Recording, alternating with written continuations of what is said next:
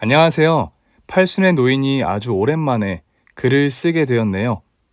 며느리 옆에서 도와주기로 해서 적을 테니 재미없을까 걱정 마시고 저의 사연을 들어주시길 바랍니다. 끔찍하고 대환장할 며느리의 이야기를 들려드릴까 합니다. 며느리가 끔찍한데 왜 제 옆에서 사연 쓰는 걸 며느리가 도와주는지 이해가 안 되시죠? 그럼 제 이야기를 무조건 들어주세요. 초특급 반전으로 여러분의 스트레스를 날려드리겠습니다. 저희 부부는 아들 하나를 낳고 오순도순 잘 살았어요. 자식을 하나 낳았더니 제 몸이 약해져서 둘째를 갖지 못해 외아들을 금이야 오기야 하며 온실 속의 화초처럼 귀하게 키웠습니다. 아들은 공부도 잘하고 친구들과도 잘 지냈고 방황이나 일탈은커녕 사춘기 때도 매우 온순하고 착하게 지냈어요. 훌륭한 성품은 성인이 되어도 마찬가지였고 부모인 저희를 끔찍하게 아낄 정도의 효자였답니다. 그런데 저희 부부가 아들에게 하나 주지 못한 게 있었어요. 그건 바로 키였습니다. 저나 남편은 키가 160이 안 되는 단신이었는데 유전자를 그대로 물려받은 아들의 키는 163cm였답니다. 성장기 때 저희 부부를 닮지 않길 바라며 우유를 엄청나게 먹였는데도 유전자의 힘을 뚫지 못해 평생 작은 키로 살아가게 되었어요. 아들은 작은 키가 콤플렉스여서 여자 앞에만 서면 주눅이 들고 심하게 긴장을 했습니다. 어릴 적에는 숫기가 없어서 그런가 보다 했는데 나이 30이 되도록 모태솔로로 지냈어요. 부모로서 아들을 보면 키만 작을 뿐 다른 건 모두 완벽해 보였어요. 객관적으로 봐도 정말 괜찮은데 왜 애인을 사귀지 못하는지 이해가 되지 않았답니다. 그런데 세상이 많이 변해 있더군요. 텔레비전에서 남자의 매력에 대해 말하는 걸 보았는데 키가 180 이하면 루저라고 말하는 여자가 있었어요. 키가 작으면 인생 실패자라며 상대하고 싶지 않다는 겁니다. 그래도 일부의 여자만 그런 거겠지 하며 아들에게 좋은 여자를 만나게 해주고 싶어 저와 남편의 인맥을 총동원해서 소개팅이자 선 자리를 매주 마련했답니다. 그런데 하나같이 아들을 한번 보고는 연락을 끊어버리더군요. 아무리 생각해도 이들의 단점은 외적으로 보이는 키뿐이었는데 그것이 계속해서 걸림돌이 되고 있던 것 같았습니다. 이에 아들은 많이 서글프고 힘이 들었는지 술 취해서 들어온 어느 날 말도 안 되는 소리를 하더군요. 엄마, 아버지, 나 키 크는 수술할까 봐요. 돈은 저한테 있으니까 그냥 허락만 해주세요. 무엇이요? 시방 키 크는 수술을 하겠다고? 세상 천지에 그런 수술도 있단가? 그럼 엄마, 세상엔 없는 수술이 없어요. 얼굴만 고치는 세상이 아니라 몸도 고치는 세상이라고요. 다리뼈를 어떻게 해서 뭘 집어넣고 하는 건데 1년은 걷지도 못한다네요. 흠이 다리를 쪼개서 무엇을 집어넣느냐 삼시가. 부모가 물려준 몸을 그렇게 손대는 것은 도리가 아니오. 이 애미가 널 쬐깐하게 낳긴 해줬지만 넌 퍼펙트한 멋이마요. 나가 낳아서 하는 말이 아니고 객관적으로 봤을 때 아주 착하고 거시기한 멋이마란 말이요. 그니까 다리를 조사쁘고 못을 집어넣는 수술 이야기는 다시 너의 입구녕에서 뽑지 말라고. 아, 엄마. 나 여자한테 매번 차이는 이유가 이 작은 키 때문이라고요. 이 새뼘 다리로는 절대 장가를 못 간다니까요.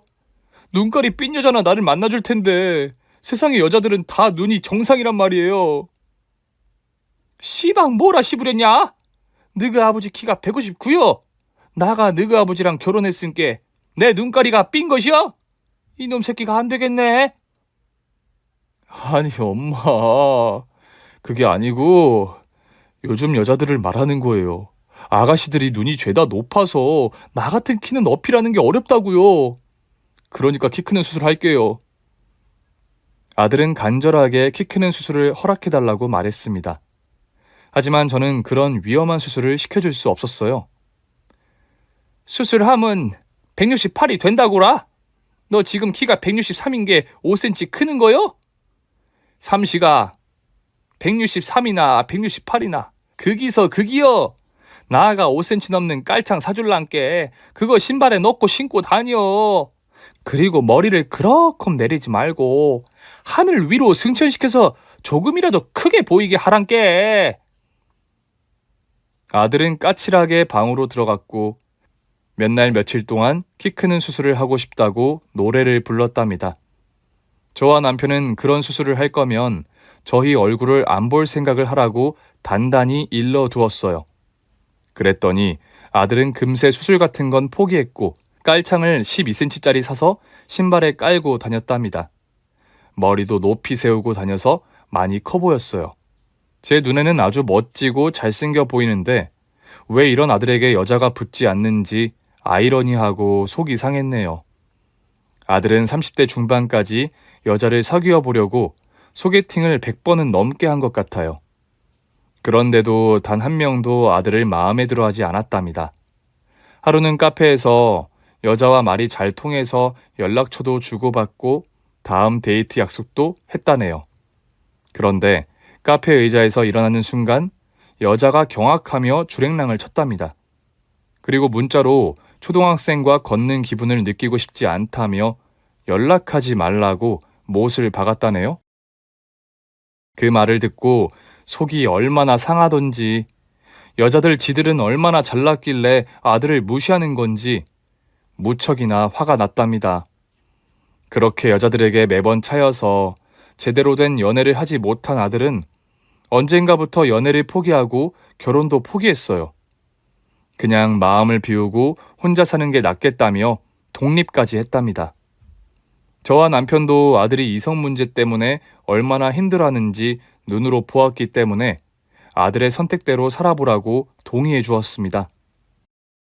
아들은 회사에서 각광받는 직원이었어요.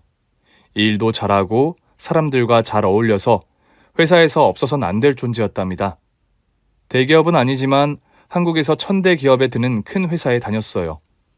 나이 40이 넘어서는 차장이 되었고 5년이 더 지나서는 부장까지 달아서 회사에서 중요한 일을 맡은 사람이 되었습니다. 효자에 능력 있고 돈도 잘 벌고 술을 입에도 대지 않는 이런 남자가 흔하지 않은데 늦은 나이가 되도록 여자 한 번을 사귀어 보지 못했답니다. 저와 남편은 아들이 40이 되었을 때부터 여자 사귀어라 장가가라 라는 말을 일절 하지 않았어요. 여자 없다고 인생이 어떻게 되는 게 아니니 아들 혼자서 재밌게 잘 살기를 바랐죠. 그렇게 며느리를 볼 생각을 하지도 않고 있었는데 47의 아들이 본가에 결혼할 여자를 데리고 왔습니다. 키가 아들보다 크고 쭉쭉빵빵해 얼굴도 예쁜 여자가 아들 손을 잡고 들어오는 게 놀라웠습니다. 그런데 크게 반갑지 않았어요. 이유는 예비 며느리의 옷차림과 화장이 마치 술집 여자를 연상케 하는 복장이었거든요. 가슴이 절반이나 드러난 옷에 허벅다리를 죄다 내놓고 들어오는데 민망해서 죽는 줄 알았습니다. 제 남편은 아예 시선을 천장에 두고 예비 며느리의 얼굴을 쳐다도 보지 않았답니다. 아들은 아가씨의 손등에 뽀뽀를 하며 소개를 했어요. 엄마, 아버지, 이쪽은 내 사랑이자 결혼할 여자입니다. 안녕하세요. 처음 뵙겠습니다. 소리라고 해요. 개소리. 이름도 못 같은 게 겉모습과 찰떡이더라고요. 이런 부정적인 생각을 많이 하다가 이내 좋은 면이 있겠거니 하고 대화를 나누어 봤습니다. 아가씨가 섹시하고 아름답구마이. 우리 아들은 어떻게 만났단가? 아, 제가 친구들이랑 술 먹고 돈이 없어서 집에 못 가고 있었는데 옆 테이블에 있던 오빠가 대신 술값을 내줬어요. 그때 연락처를 주고 받았는데 오빠가 저한테 반했다지 뭐예요? 하여튼 이놈의 인기는 언제쯤 식을 줄 모르겠네. 하여튼 그 다음부터 오빠가 연락해서 공짜 술을 여러 번 사줬어요. 그러다 우리 둘이 만취해서 모텔에 가고 말았어요. 어머, 너무 야했나? 그렇게 하룻밤을 보냈는데 우리가 아주 잘 맞는다는 걸 알게 되어서 여기까지 오게 되었네요. 예비 며느리는 개소리라는 이름답게 개소리를 늘어놓더군요. 이런 여자와 결혼하겠다고 47년 동안 모태솔로로 살았나 싶은 마음이 들어서 속이 쓰라렸습니다. 그런데 아들은 이런 부모의 마음도 모르고 벌써부터 팔불출 같은 말을 하더군요. 맞아, 소리야. 우리가 그날 밤을 같이 보내면서 천생연분인 걸 깨달았지. 자기 그때 나 같은 남자는 처음이라고 했잖아. 기억나? 그럼 그때 너무 좋아서 눈깔이 빙글빙글 돌아갔다니까. 오빠, 우리 조금 있다가 모텔 콜? 당연히 콜. 47년 만에 처음 여자를 데리고 와서 한다는 소리가 밤일이 잘 맞아서 좋다는 겁니다. 아무리 수총각이지만 철딱선이 없는 이런 술집 여자 같은 여자와 연애를 한 것도 모자라 결혼까지 한다고 하니 미치겠더라고요. 제 남편은 며느리의 민망한 옷차림에 시종일관 천장만 보고 있었고 저는 무표정한 얼굴로 한숨만 픽픽 쉬었습니다. 저희가 기뻐하거나 축하한다는 반응을 보이지 않자 아들이 다시 말문을 열었습니다. 엄마, 아버지, 우리 소리 예쁘죠? 나랑 띠동갑이에요. 나한테 과분한 여자죠. 우리 벌써 혼인신고를 했는데 잘했죠? 뭐라고 했단가? 너 지금 혼인신고라고 했냐? 네, 소리가 빨리 내 호적에 올라가고 싶다 해서 화끈하게 혼인신고했죠. 이제 결혼식만 하면 돼요. 엄마, 아버지, 저 장가 보내주세요. 기가 막힐 노릇이었습니다. 저희한테 한마디도 하지 않고 지들끼리 혼인신고를 해버린 건 물론이고 며칠 전에 며느리가 아들 집에 들어가서 동거를 하고 있답니다. 이제 와서 반대한다고 무슨 소용이 있겠어요. 이미 모든 물은 엎질러졌으니 며느리를 예쁘게 봐주고 받아주기로 결론을 내렸답니다. 또 아들이 침을 질질 흘리며 저렇게 좋아하는데 찬물을 뿌리며 호적의 며느리 이름에 잉크가 마르기도 전에 이혼하라고 할 수 없기도 했으니 아들 내외에게 좋은 말을 해주었네요. 니들이 혼인신고를 했다고 하니 우리가 웃자겠냐? 그래, 잘했다, 축하한다. 두 사람 행복하게 잘 살아다오. 그럼 상견례를 빨리 해야겠구나. 네, 안 그래도 처가에 벌써 인사를 드리고 왔어요. 장인어른 장모님이 저를 보시고 환대를 해주셔서 기분 좋게 밥 얻어먹고 왔어요. 아들이 입에 귀에 걸린 채 며느리 얼굴과 절반 이상이 드러난 가슴을 보며 해벌쭉하고 있었습니다. 아들 내외가 인사를 마치고 떠났을 때 남편과 둘이 대화를 나눴어요. 그이 역시 며느리를 산티나고 푼수 같고 발랑 까진 것 같아서 벌써부터 걱정이 든다고 하더라고요. 그런데 47의 아들이 그렇게 좋아하니 어떻게 반대를 할 수 있겠느냐고 말했고 예비 며느리에게도 분명 좋은 점이 많을 것이니 믿어보고 결혼식을 치르자고 했답니다.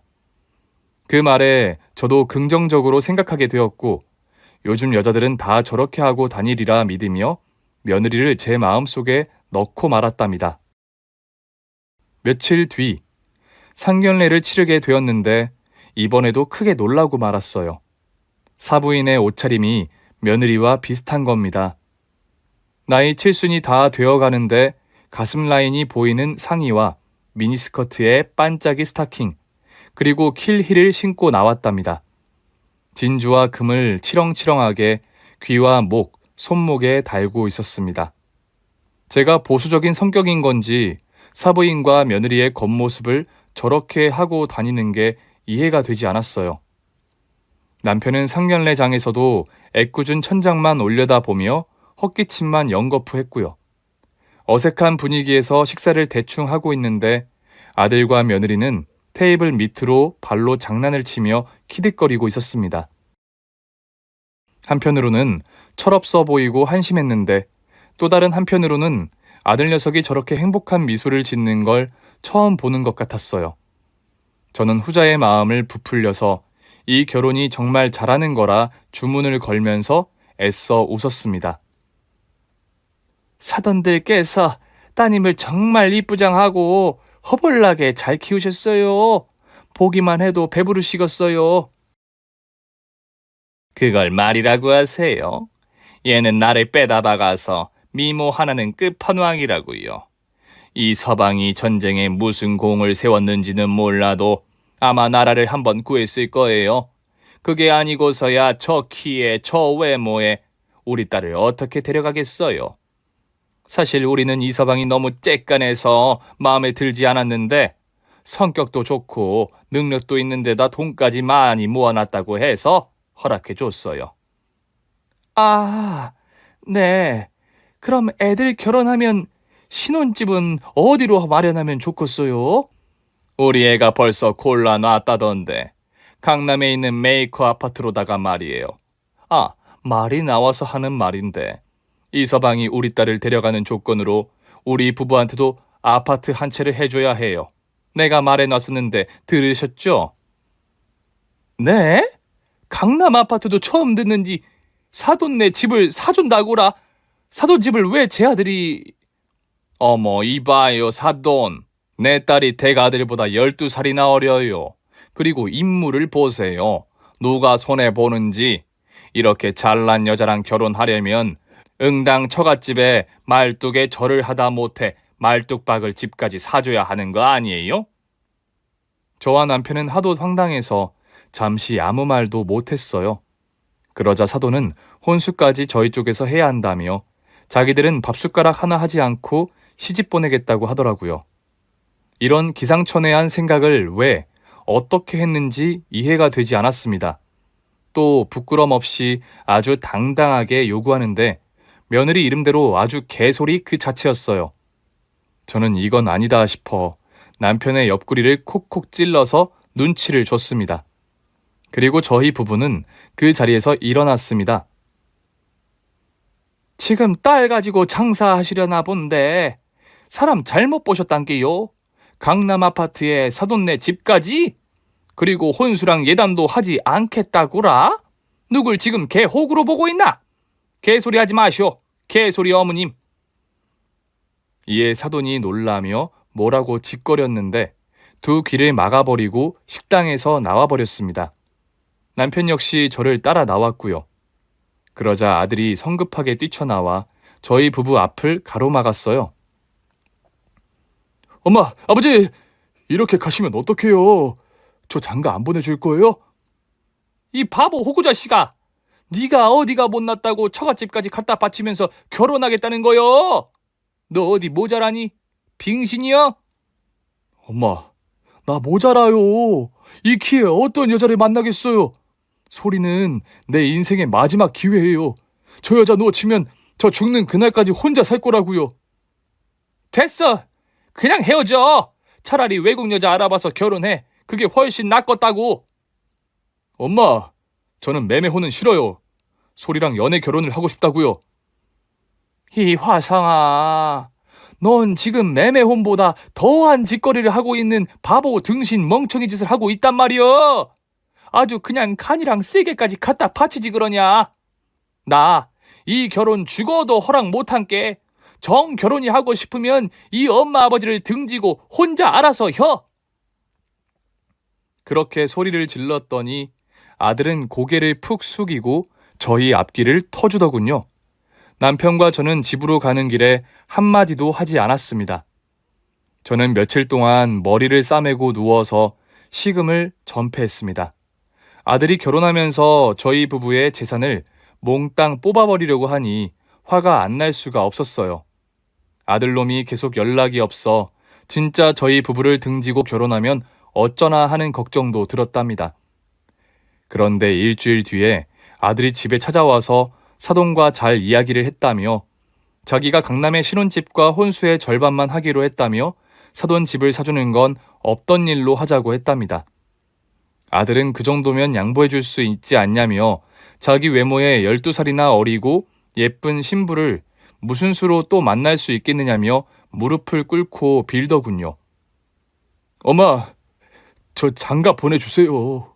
이렇게 빌게요. 소리랑 결혼해서 아들, 딸 낳고 잘 살 테니까 믿어주시고 손해보는 결혼이라 생각 마시고 허락해 주세요. 그렇게 좋으냐? 개소리인지 캬를 그렇게 사랑하냐? 어휴, 그래. 해라. 네가 그렇게 죽고 못 산다는데 우리가 별 수가 있겠냐? 정말요? 감사해요, 엄마. 진짜 저 잘 살게요. 부모님한테 떡두꺼비 같은 손주도 빨리 안겨드릴게요. 그렇게 저는 신혼집과 혼수 절반을 해주기로 하고 아들 결혼을 허락했습니다.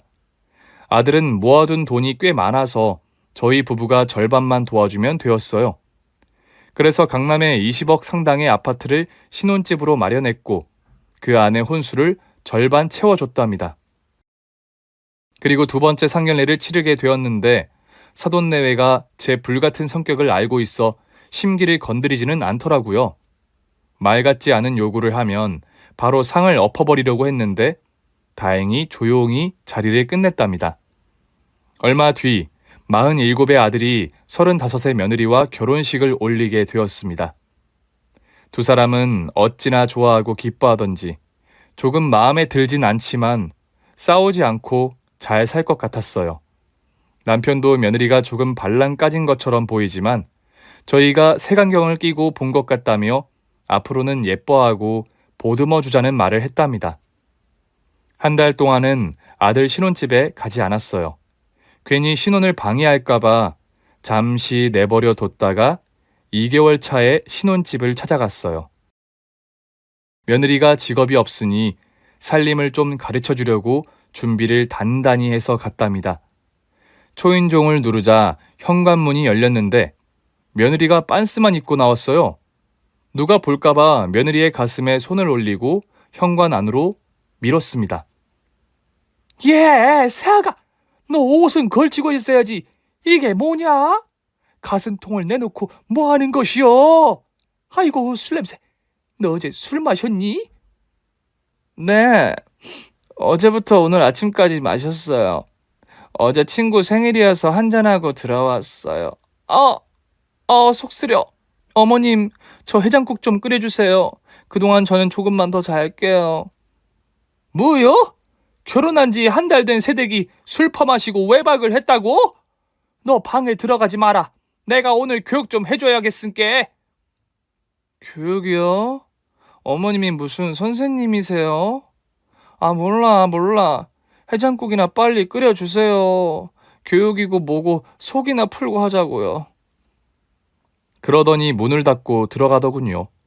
기본 예의가 없는 건 알고 있었지만 이렇게 어른 앞에서 옷까지 훌렁 벗고 싸가지 없이 말하는 애인 줄은 몰랐습니다.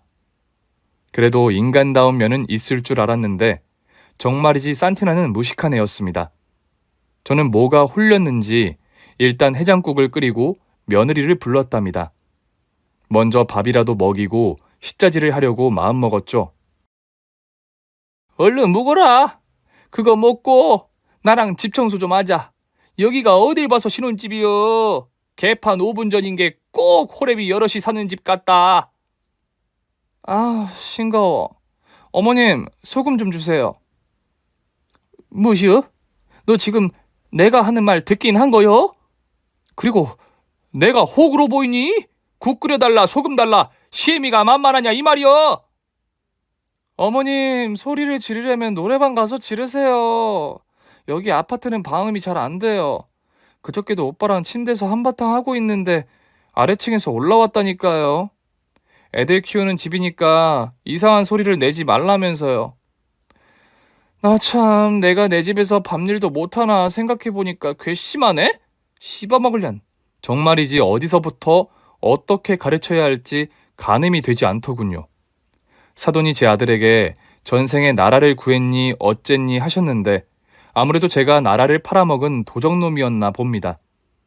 그러지 않고서야 며느리에게 별 거지 같은 소리만 듣고 있을 리가 없잖아요. 여하튼 며느리가 밥을 다 먹고 나서 살림을 같이 치우려고 하는데 2년의 며느리가 외출 준비를 하고 바로 나가려고 하더군요.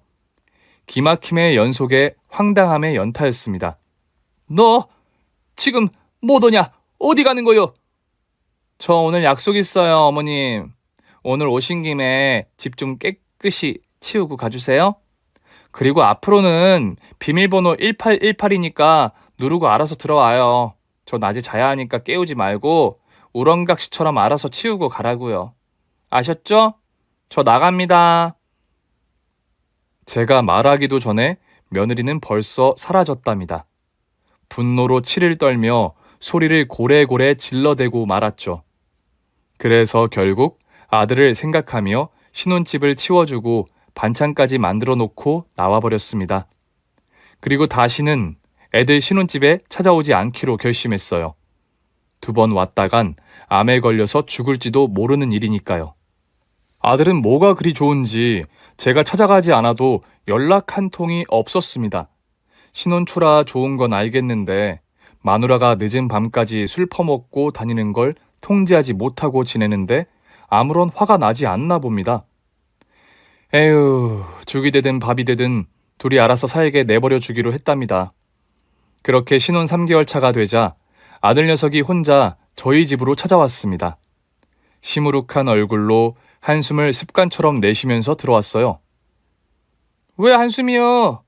네 처가 그렇게 사랑스럽고 좋다면서 왜 울상으로 들어오고 지랄이야? 넌 엄마 아버지 안부가 궁금하지도 않더냐? 손가락이 부러지기라도 한 거요? 엄마, 죄송해요. 결혼해서 3달 동안 마누라랑 맨날 싸우면서 지냈어요. 그래서 괜히 어두운 목소리로 전화드리기가 좀 그랬어요. 싸워? 왜? 결혼 전에는 단점 하나 보이지 않더니 이제 슬슬 콩깍지가 벗겨지고 있는 것이요? 네, 엄마 말씀이 맞아요. 제가 섣불렀고 어리석었어요.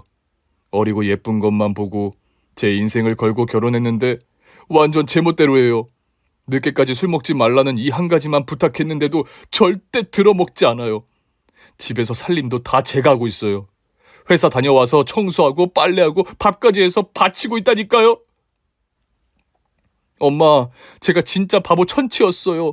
부모님 말씀 듣고 생각을 달리했다면 이런 불상사가 생기지 않았을 텐데. 그걸 이제 알았냐? 허유, 난 모른다. 네가 선택한 마누라니까 알아서 데리고 살아. 아들은 한숨을 연거푸 쉬더니 저에게 집밥이 먹고 싶다고 하더군요. 마누라한테 밥 한 끼 얻어먹지 못하고 사는 꼴이 하도 불쌍해서 잔소리는 그쯤에서 그만하고 주방에서 아들이 좋아하는 반찬을 죄다 해주었습니다. 이윽고 아들은 눈이 뒤집힌 채로 신나게 밥을 먹었네요. 우와, 이게 얼마만이야? 제가 엄마 밥을 얼마나 그리웠는 줄 아세요? 진짜 이런 밥을 매일 드시고 살아온 아버지가 부럽습니다. 연병하고 자빠졌네. 지랄 말고 싸게 처먹고 가라. 엄마, 우리 가족끼리 여행이나 다녀오는 거 어때요? 제가 이번 주 금토일 쉴 수 있는데 제가 제주도라도 모셔갈까요? 왜? 네 마누라랑 마주치기도 싫은 것이여? 그렇게 좋아 죽더니 이젠 주말에 피신하려고 이 부모를 이용하려는 것이냐고? 아니에요. 제가 부모님 모시고 여행을 한 번도 가지 않았으니 효도 좀 해보려고 한 거예요.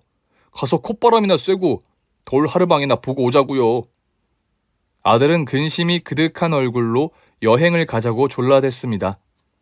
이에 저희 부부는 못 이기는 척 알겠다고 대답했습니다. 금요일은 빨리 찾아왔고 저희는 대충 짐을 꾸리고 여행길에 올랐습니다. 그래도 오랜만에 제주도에 와보니 기분은 좋더군요. 아들은 잠시 며느리를 잊고 실실 웃으며 여러 관광지에서 저희 부부의 사진을 실컷 찍어주고 맛집도 찾아다녔습니다. 이 좋은 걸 왜 이제야 한 것인지 모르겠다며 앞으로는 종종 새 식구가 여행을 떠나자고 하더군요. 너는 여행을 왜 우리랑 다니려고 하냐? 너한테 마누라 있자녀? 아, 개소리요? 엄마, 아버지, 저 드릴 말씀이 있는데 아무래도 이 여자랑 못 살겠어요. 이혼할까 생각 중이에요. 아들의 말에 올 것이 왔구나 하는 생각이 들더군요. 그런데 겨우 3개월 살고 이혼하는 건 너무한 것 같아 충고를 해줬습니다. 임마야, 아무리 마누라가 못 같아도 사계절은 살아봐야 하는 것이여. 고작 3달 살았다고 갈라서겠다고 하는 게 말이 되냐? 저도 어지간하면 참고 살려고 했는데 진짜 천방지축에 아나무인인 애랑 평생 살려니 오장육부가 매일매일 뒤집히는 기분이에요. 아들아, 아무리 그려도 아직은 아니여. 네가 선택한 여자이고 네가 선택한 결혼이여. 1년 동안 네 마누라가 바뀌는지 두고 보고 나중에 가서 다시 얘기하라. 저는 1년의 시간 동안 아주 어쩌면 며느리가 바뀔 수도 있을 거라 생각하며 아들에게 당장은 절대 이혼하지 말라고 했습니다. 제주도 여행 둘째 날에 며느리 이야기를 꺼내지 않고 셋이 관광지를 다니고 있었는데 남편에게서 전화 한 통이 왔습니다. 남편의 외삼촌이 돌아가셨다는 소식이었죠. 그래서 저희 식구는 어쩔 수 없이 여행을 끝내고 서울로 돌아가기로 했답니다. 어차피 꿀꿀한 여행이라 재밌지도 않았고 아쉬운 게 없어서 바로 비행기를 타고 돌아갔습니다. 공항 주차장에서 아들의 차를 타고 집으로 향했는데 아들 녀석이 자기 양복을 갈아입겠다고 잠시 신혼집에 들르자고 하더군요. 또 며느리도 데려가야 하는 게 아니냐고 말하길래 남편 외삼촌이 결혼식에 오지도 못했고 얼굴도 모르고 하니 아들만 옷을 갈아입고 내려오라고 했어요. 그럼 금방 갈아입고 올게요. 잠시만 기다려주세요. 잠깐! 나 옷 좀 마렵다. 같이 올라가자. 그래요. 아니, 아버지도 같이 올라가시죠? 차 안에 혼자 있으면 심심하시니까. 그래서 저희 세 사람은 아들의 신혼집으로 올라갔습니다. 비밀번호 1818을 누르고 현관문을 열자 저희 세 사람은 기절초풍하는 줄 알았습니다. 거실 소파에서 남녀가 실오라기 하나 걸치지 않고 그 짓거리를 하고 있었어요. 며느리는 고성을 질러가며 신나게 그 짓을 하고 있어 저희가 집안에 들어온지도 몰랐답니다. 또 상간남 역시 본능에 충실하고 있어 아무것도 모르고 있더라고요. 아들은 화도 내지 않고 침착했어요.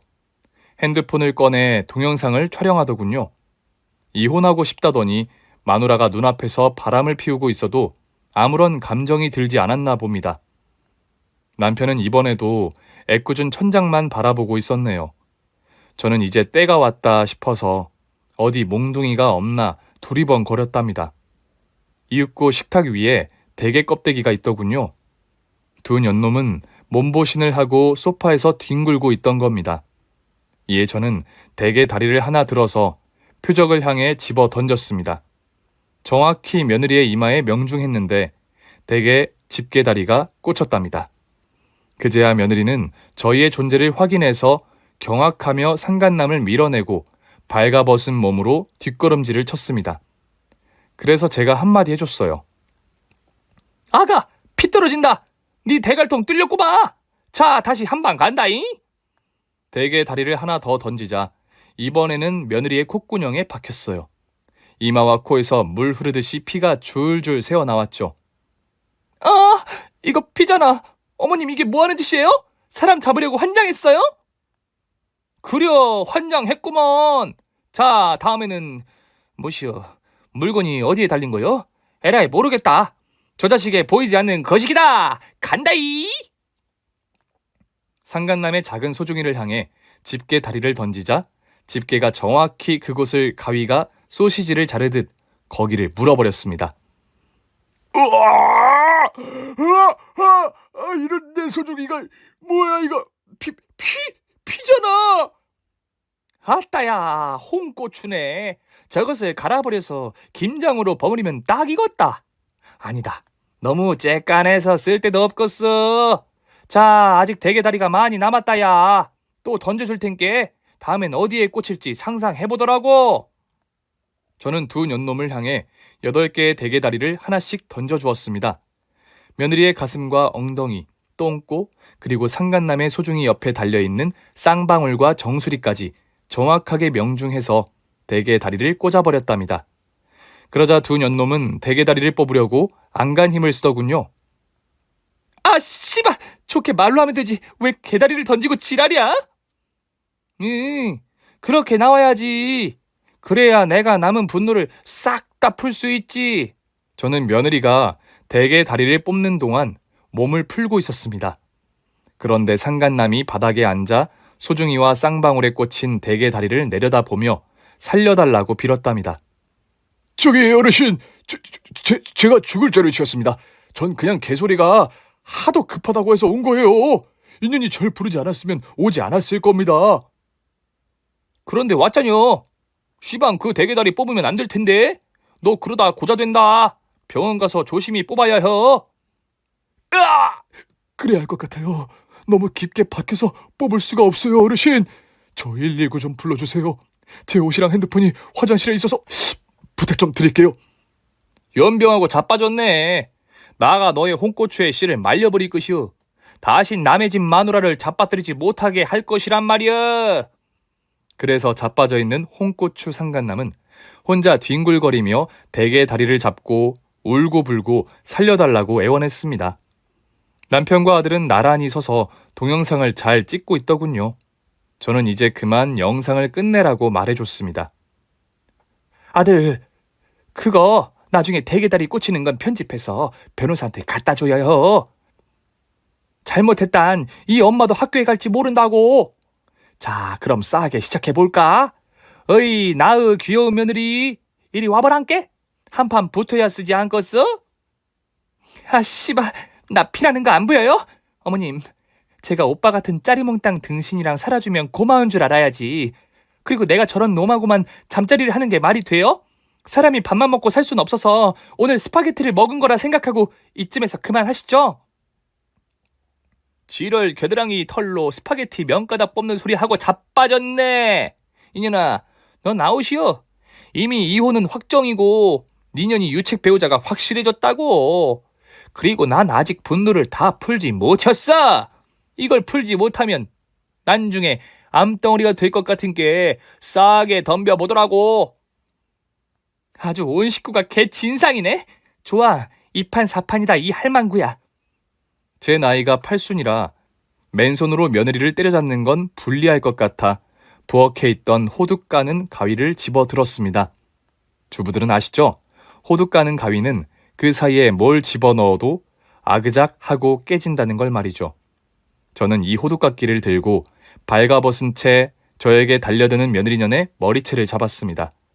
그리고 코를 호두깎이 사이에 넣었어요. 아야, 움직이면 니년 콧구녕은 하나가 될 것이여. 너도 이거 써봐서 알지? 이야, 내 며느리 코가 이렇게 높았단가? 한 방이면 그냥 으스러지겠네. 어머님, 그러지 마세요. 우리 말로 해요. 제가 잘못했어요. 바람 피운 거 진짜 죄송합니다. 앞으로는 말 잘 들을게요. 뭔 소리야? 나의 아들은 이미 이혼을 결심했단께. 그럼 원하는 게 뭐예요? 하라는 거 다 할 테니까 내 코는 건들지 마세요. 이거 6번 수술해서 어렵게 뽑은 코라고요. 아이고, 많이도 했네. 가만히 있어봐. 너 이 실한 가슴통은 진짜요? 내가 한번 만져본다. 오메, 참말로 실하네. 이것은 진짜였구먼. 아, 이거 좀 부럽구먼. 아무튼 자자, 나의 며느라, 지금부터 너의 애미한테 전화해라. 내 아들한테 그동안 뜯어갔던 돈을 싹 다 입금하라고. 수단과 방법을 가리지 말고 바로 입금하게 혀. 그럼 네 콧구녕은 2개로 남을 것이고, 그게 아니면 평생 콧구녕에서 콧물이 줄줄 새게 만들어버릴 텐께. 제가 모른 척하고 있었지만 아들이 결혼 직후에 사돈 내외에게 목돈을 준 걸 알고 있었습니다. 이혼 소송을 하면 용돈으로 준 건 그냥 무효가 나서 받아내지 못한다는 말을 주워 들은 적이 있어 며느리의 6번 수술한 코를 인질로 잡고 스피커폰으로 전화 연결을 했습니다. 며느리는 코가 다칠까봐 노심초사하며 말했습니다. 엄마, 이 서방한테 받은 돈 있잖아. 그거 얼마나 돼? 이 서방이 준 돈? 글쎄 대충 5천원 될걸. 사돈이 우리 집 해주지 않는다 해서 내가 야금야금 뽑아먹고 있지롱. 두고 봐라. 3년 안에 뽕을 뽑고 말 테니까. 엄마, 그 돈 지금 바로 다시 이 서방한테 입금해. 너 지금 뭐라는 거냐? 내가 왜 그 돈을 돌려줘야 하는데? 자세한 건 나중에 말할 테니까 일단 입금부터 해줘. 내가 나중에 한꺼번에 뜯어줄 테니까 일단 돌려줘. 내가 한 달 안으로 1억으로 돌려줄게. 뭐라고? 너 크게 뜯어먹을 거리를 생각했구나. 오, 이거 돌려주면서 신뢰를 얻어서 세게 뜯어낼 작정이지? 그래, 맞아. 알아들었으면 바로 입금해? 그래, 대신 한 달 뒤에 1억으로 돌려줘야 한다. 아니면 국물도 없을 줄 알아. 사돈은 낄낄거리며 전화를 끊었습니다. 그리고 저는 며느리 코를 여전히 호두깎이 사이에 끼우고 있었어요. 흠이 움직이지 마. 그러다 진짜 콧물 새는 채로 산단계. 네 애미가 얌전히 입금만 하면 거시기 해줄 것이요. 거시기를 해준다니요? 아, 풀어준다는 말이죠? 그건 네가 알아서 해석해라. 자, 그럼 네 애미가 내 아들한테 5천만 원을 돌려줄 때까지 기다려보자고. 아, 가만히 있어봐. 은행까지 가서 입금하려면 시간이 걸리는 게 심심하겠구만. 어이 총각, 거기 홍고추. 네, 저요? 어르신, 저는 아무 죄가 없으니 병원에 보내주시면 안 될까요? 여기가 너무너무 아파요. 그야 아프라고 던져 쓴 게 그러지. 총각이 우리의 지루함을 달래주더라고. 일어서서 춤 좀 춰봐. 요즘 텔레비전 보니까 꽃게춤인지 뭔지 추는 개그맨이 있더라고. 춤이요? 어르신, 저 지금 심각한 상황이에요. 이거 지금 치료받지 못하면 평생 고자가 될지도 모른다고요. 게다가 불알에도 대게 다리가 꽂혀있어 이세를 갖지 못할 수도 있어요. 그러니 제발 제 자식을 살려준다 생각하시고 저 좀 보내주세요. 그것은 자네 춤 실력에 달려있어. 우리가 한바구음을 짓도록 흐드러지게 쳐보더라고. 자, 노래 들어간다. 아들아, 음악 큐! 제 남편이 다시 동영상을 찍기 시작했고 아들은 트로트 한 곡을 틀었습니다. 그러자 상간남이 앓는 소리를 내며 자리에서 일어나더군요. 어르신, 그런데 꽃게춤은 어떻게 추는 건지 제가 텔레비전을 잘 안 봐서. 무시여? 그 유행하는 꽃게춤을 모른다고? 이놈의 자식, 너 집에서 야동만 보지? 내가 알려줄 텐게 잘 듣고 쳐봐. 저는 상간남에게 뒤로 돌라고 한 뒤 다리를 넓게 벌리고 대가리가 바닥에 가도록 몸을 접으라고 했습니다. 그리고 두 손을 발목으로 잡고 옆으로 걸으라고 했어요. 그게 바로 꽃게춤이었죠. 잘 알아들었지? 자네 똥꼬에 바람이 솔솔 잘 들어오게 자세 만들어 보라고. 이거 너무하신 거 아닙니까? 전 그냥 전현이 놀자고 해서 온 것뿐이라고요. 그리고 저 총각 아닙니다. 집에 와이프가 있단 말이에요. 어르신, 저한테 수치심은 그만 주시고 그만 나가게 해주세요. 제 아내가 정력에 좋다는 장어를 사놓고 기다리고 있다고요. 오늘이 애가 생기는 날이라고 기대를 잔뜩 하고 있는데 이 홍고추 신세로 가면 안 되지 않습니까? 무엇이여? 총각이 아니었어? 엄마, 그럼 얘기가 달라지지.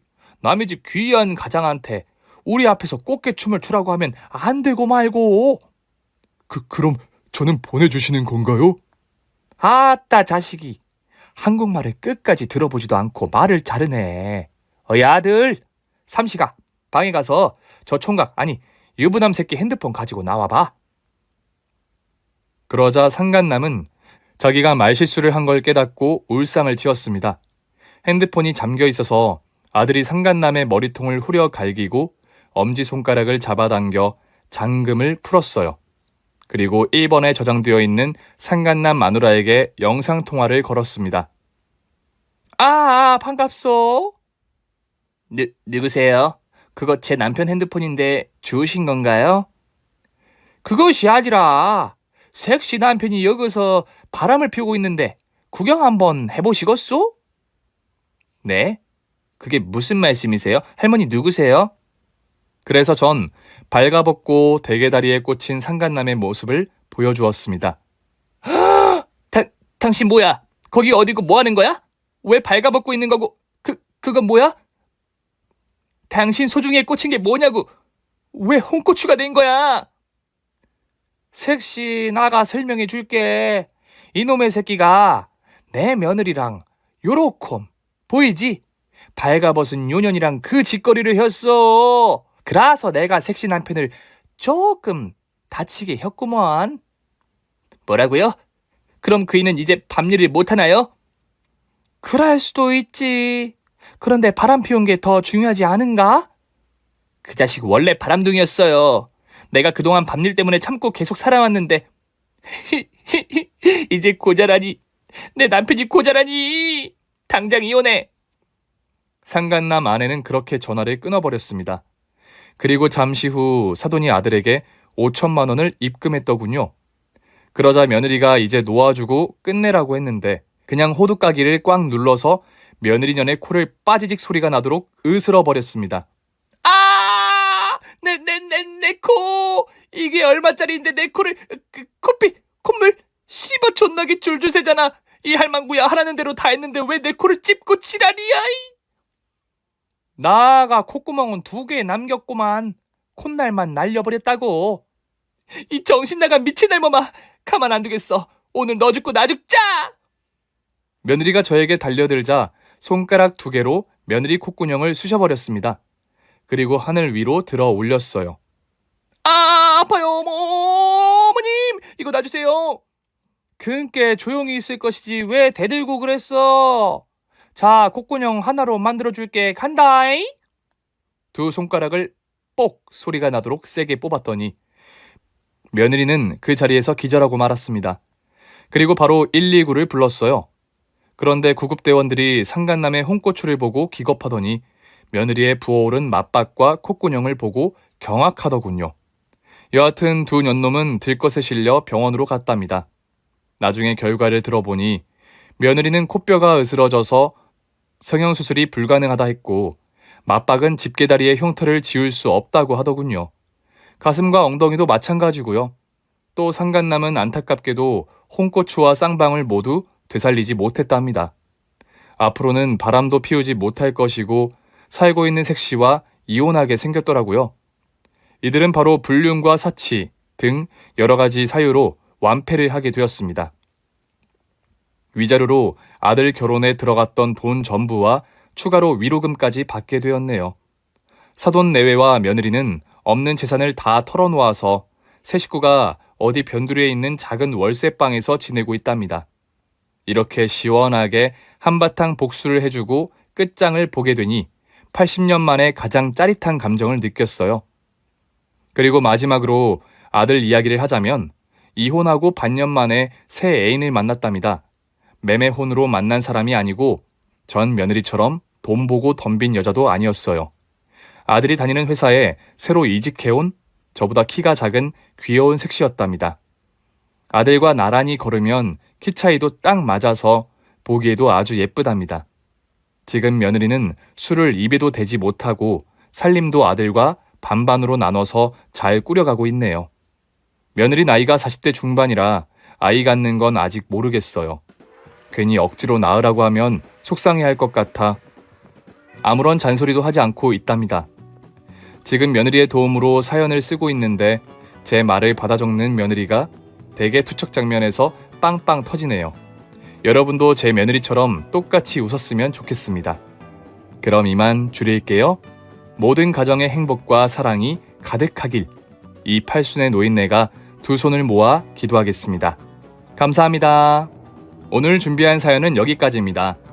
재미있게 들으셨다면 구독과 좋아요, 알림 설정까지 눌러주세요. 그럼 저는 다음 사연으로 찾아뵐게요. 오늘도 건강하고 행복하세요.